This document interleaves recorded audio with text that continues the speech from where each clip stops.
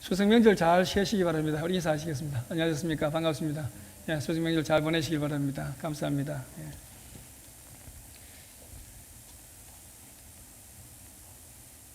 이번 추석은 추석 같지 않은 추석이 될 것 같습니다. 가족끼리 마음껏 만나지도 못하고 어려운 살림살이로 인해서 풍요로운 한가위가 되지 못할 것 같습니다. 그래서 이런 상황에서도 추석은 기독교의 추수감사절과 유사하기 때문에 오곡백과를 거두게 하신 하나님께 감사를 드릴 수 있을까? 이런 상황에서 감사 설교를 한다는 것이 타당할까 생각하다가 그래도 감사해야 한다는 결론을 얻고 감사에 초점을 맞춘 말씀을 준비했습니다.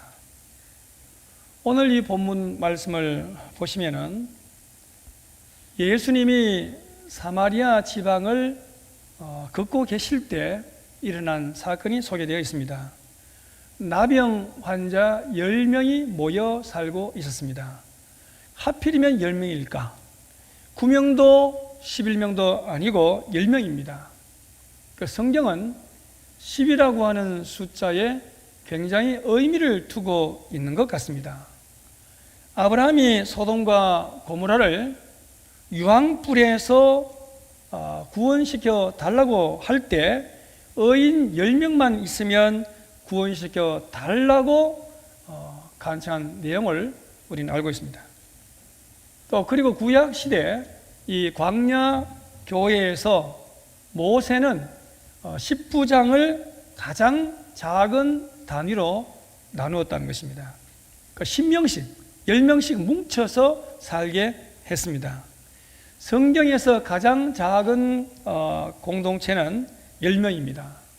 오늘 본문에 보시면 사마리아에 살고 있던 10명의 문둥이 이 나병 환자들은 예수님을 멀리서 보았습니다. 그들은 예수님이라면 불치병인 나병을 고치실 수 있는 분으로 확신을 했다는 것입니다. 그래서 소리를 질렀습니다. 13절에 보시면 예수 선생님이여 우리를 긍휼히 여기소서. 그러자 예수님은 10명의 나병 환자를 보시고 말씀하셨습니다. 14절에 보시면 가서 제사장들에게 너희 몸을 보이라. 그 당시 나병에 걸리면 제사장이 보고 마을 밖으로 나가서 살도록 판결을 내렸습니다. 물론 불치병이라서 다시는 가족을 볼 수 없기에 이 살아있는 사람을 장례를 치르듯이 하고는 가족을 떠나서 바깥에서 살게 했다는 것입니다. 참 가슴 아픈 일이 아닐 수 없습니다. 그러다가 만에 하나 병고침을 받으면 제사장이 몸을 조사해서 가족에게 갈 수 있다는 판결을 내려주었는데 이것이 바로 모세 율법에 나와 있습니다. 그래서 제사장에게 몸을 보이라 하는 이 말은 병 고침을 선포하여 주시는 예언의 말씀이었다는 것입니다. 10명의 이 나병 환자들은 성전으로 달려갔습니다. 근데 가다가 보니까 너도 나도 나은 것을 볼 수 있었습니다. 문드러진 피부가 정상이 되어 있는 겁니다. 이 삐뚤어진 입 그리고 움푹 들어간 코가 원래의 모양을 하고 있는 겁니다. 그들은 제사장에게 보이러 가다가 너무나 기뻐하면서 자기 갈 길을 갔습니다. 누구에게 갔을까요? 아마도 그립던 가족에게 돌아갔을 것입니다. 근데 뜻밖의 일이 일어났습니다. 나병 환자 한 사람만이 예수님을 찾아와서 무엇을 드렸습니까? 오늘 본문에 보면 감사를 드렸다고 기록하고 있습니다. 우선 병을 고쳐준 분에게 감사해야겠다고 생각한 사람은 단 한 명뿐이었다는 것입니다. 바로 사마리아 나병 환자였습니다. 그는 예수님 발 앞에 엎드려서 예수님께 감사를 드렸습니다. 예수님은 그 나병 환자를 보고 이렇게 물으셨습니다. 17절 말씀에 보면 10사람이 다 깨끗함을 받지 아니하였느냐? 그 9은 어디 있느냐? 예수님은 나병 환자를 잡아 일으키시면서 말씀을 하셨습니다. 일어나 가라. 내 믿음이 너를 구원하였느니라. 내 믿음이 너를 구원했다. 그 믿음하고 구원을 지금 이렇게 연결시키고 있다는 것입니다. 이 믿음의 근거는 뭘까요? 이 믿음의 근거는 바로 감사라는 것입니다. 병 고쳐주신 예수님의 은총에 감사했더니, 예수님 발 앞에 무릎을 꿇고 감사했더니 예수님께서는 그 감사를 받으시고 구원을 선물해 주셨다는 것입니다.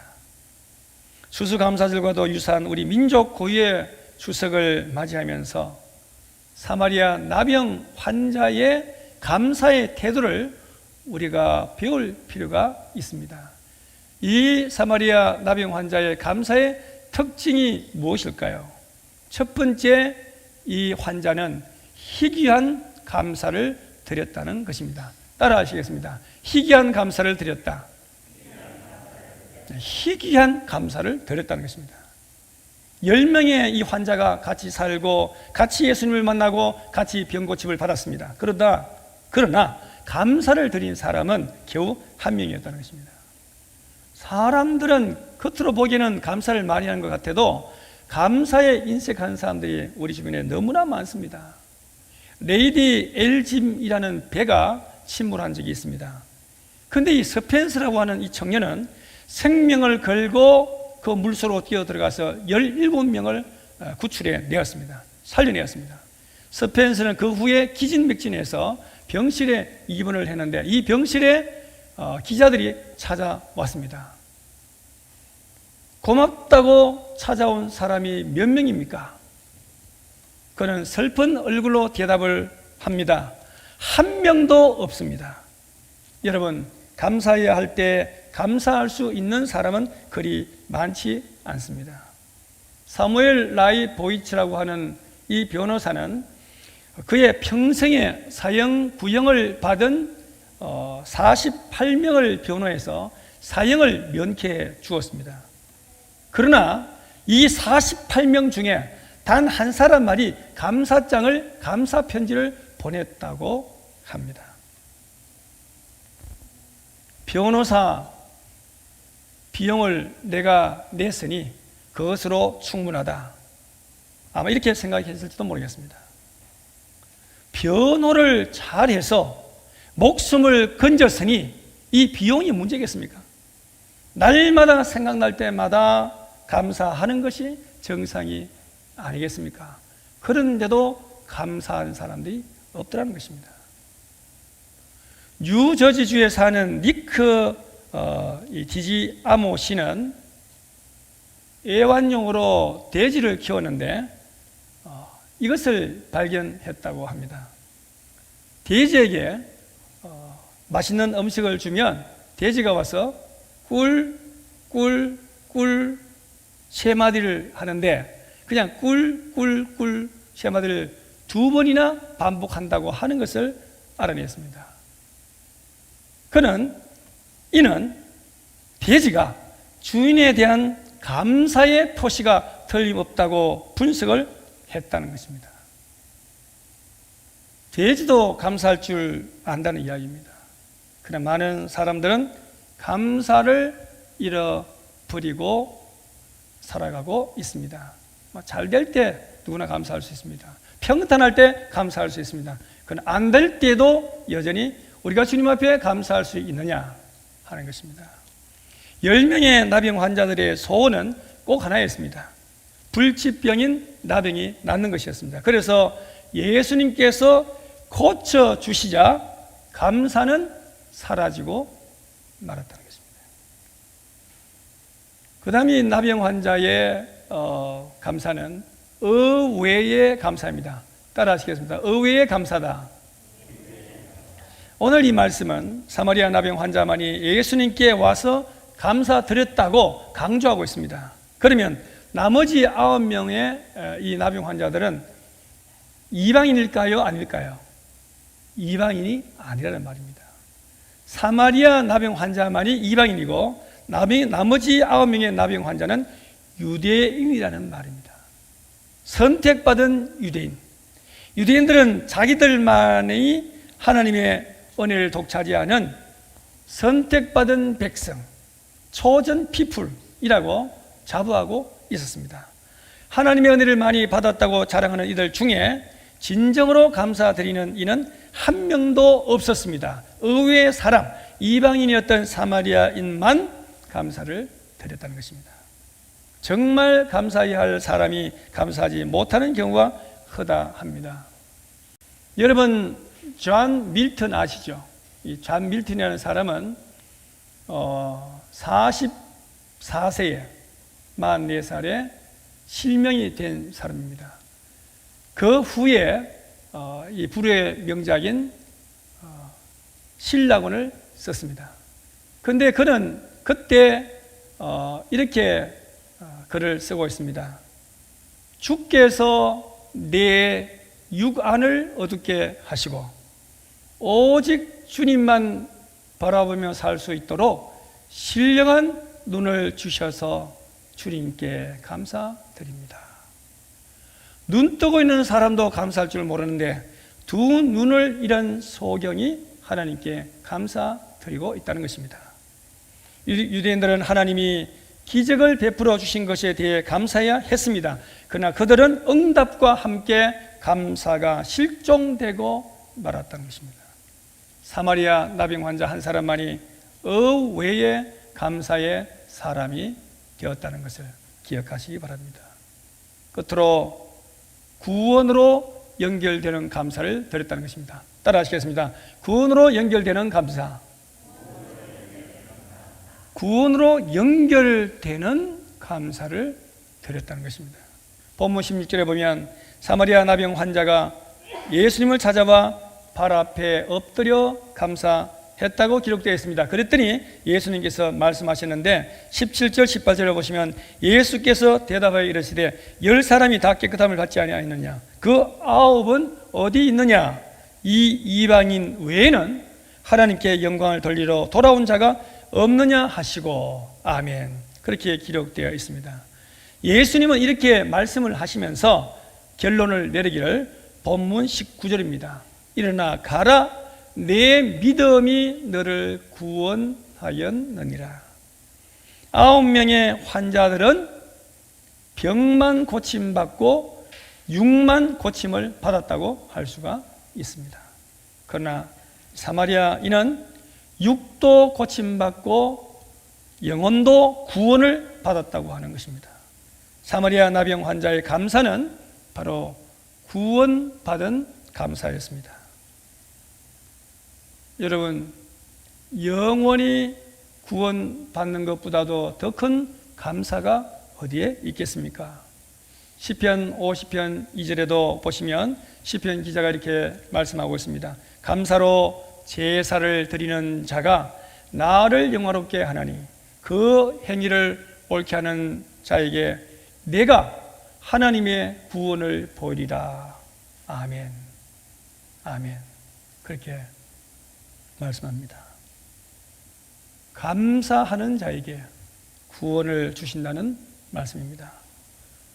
코로나19로 인해서 피말리는 근심과 걱정 속에서 생계와 직장의 위협을 받는 우리의 이웃들이 얼마나 우리 주변에 많은지 모릅니다.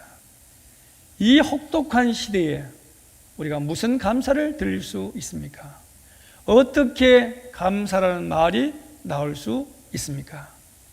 그러나 우리는 그럼에도 불구하고 감사해야 하는 것입니다. 하나님 우리에게 범사에 감사라고 말씀하시지 않았습니까? 그럼에도 불구하고의 감사가 때로는 기적을 가져올 수 있습니다.